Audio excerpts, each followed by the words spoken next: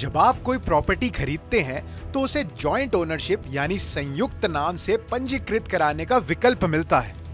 लेकिन आमतौर पर लोग अज्ञानता के कारण जॉइंट ओनरशिप में प्रॉपर्टी नहीं खरीदते और अंततः घर जैसी जीवन की सबसे बड़ी डील अकेले नाम से ही पक्की कर लेते हैं। किसे बना सकते हैं साझीदार? प्रॉपर्टी के जॉइंट ओनरशिप के फायदे समझिए, लेकिन उससे पहले जान लें कि खरीदने से पहले किसे साझीदार बनाया जाए। अभी तक ऐसा कोई कानून नहीं है जो यह बताए कि किसके साथ जॉइंट ओनरशिप में प्रॉपर्टी खरीदी जाए और किसके साथ नहीं।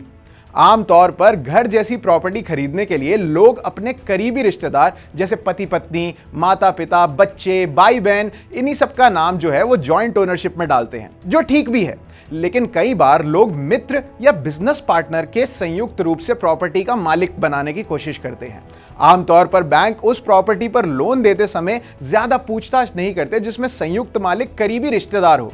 लेकिन अगर संयुक्त मालिक आपका बिजनेस पार्टनर या दोस्त हो तो फिर बैंक लोन देने से पहले बहुत ज्यादा पूछताछ करते हैं।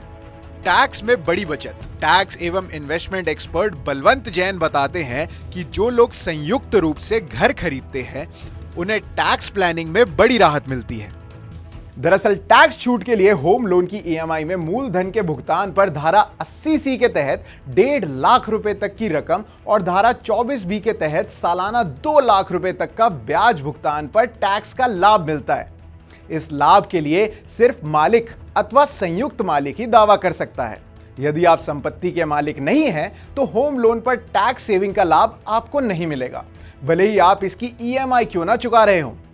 अगर यही संपत्ति जॉइंट ओनरशिप यानी संयुक्त रूप से खरीदी गई है और लोन वापसी के लिए दोनों संपत्ति मालिकों ने ईएमआई बांट रखी है तो दोनों लोग 3.5 लाख रुपए की आय पर टैक्स बचा सकते हैं। इसी तरह संपत्ति अगर पति पत्नी के नाम पर हो तो दोनों मिलकर कुल 7 लाख रुपए तक की आय पर टैक्स बचा सकते हैं। इतना ही नहीं, यदि दोनों ऊपरी स्लैब में आते हैं और लंबी अवधि का लोन हो तो फायदा और भी बढ़ सकता है। संपत्ति का उत्तराधिकार। संपत्ति के जॉइंट ओनरशिप के और भी कई फायदे हैं। आजकल अधिकांश लोग सोसाइटियों में फ्लैट खरीदने में रुचि रखते हैं। ऐसी जगहों पर भी संयुक्त नामों से घर खरीदना बेहतर रहता है। यदि किसी धारक को कुछ हो जाता है तो सोसाइटी आमतौर पर इस फ्लैट को दूसरे साझीदार के नाम पर ट्रांसफर कर देती है।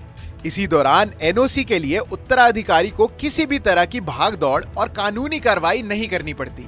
लेकिन अगर फ्लैट ट्रांसफर कराने की नौबत आ जाए तो यह प्रक्रिया काफी जटिल और खर्चीली रहती है। और भी कई लाभ हैं। जॉइंट ओनरशिप में संपत्ति का पहला मालिक अगर महिला है तो और भी कई ज्यादा फायदे हैं। कई राज्यों में महिलाओं के प्रॉपर्टी खरीदे जाने पर स्टैंप ड्यूटी में छूट मिलती है। इसी तरह कुछ बैंक होम लोन पर महिलाओं को रियायत भी देते हैं। टैक्स एवं इन्वेस्टमेंट एक्सपर्ट बलवंत जैन कहते हैं कि संयुक्त रूप से घर खरीदने में सबसे बड़ा फायदा टैक्स सेविंग का है। लेकिन इसका मतलब यह कतई नहीं है कि किसी को भी अपनी संपत्ति में साझीदार बना ले। इस मामले में कोई भी फैसला लेने से पहले लंबी अवधि में नफा नुकसान का आकलन जरूर कर ले। मनी 9 की सलाह है, घर खरीदने में जीवन साथी को साझीदार बनाने से होम लोन की राह आसान हो जाएगी। इस पहल का सबसे बड़ा फायदा टैक्स सेविंग है। लोन की अवधि तक दोनों पति पत्नी सालाना 7 लाख रुपए तक की आय पर पूरा टैक्स बचा सकते हैं।